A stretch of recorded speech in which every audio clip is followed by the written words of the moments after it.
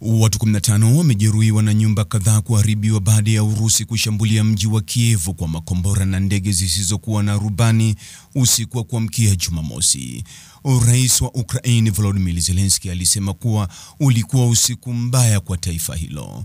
Katika ujumbe kupitia mtandao wa kijamii, Zelensky ameitaka jamii ya kimataifa kuiwekea Urusi shinikizo kupitia vikwazo zaidi ili ikubali kusitisha mapigano.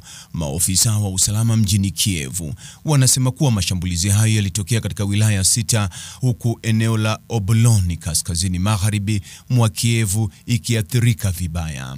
Siku ya Ijumaa, mataifa hayo mawili yalishiriki katika zoezi kubwa la kubadilishana wafungwa, huku Rais wa Marekani Donald Trump akisema hii ni hatua nzuri katika juhudi za kuleta amani kati ya pande hizo mbili. Hata hivyo, Moscow na Kiev zimelaumiana kwa kutokuwa na nia ya kumaliza vita hivyo.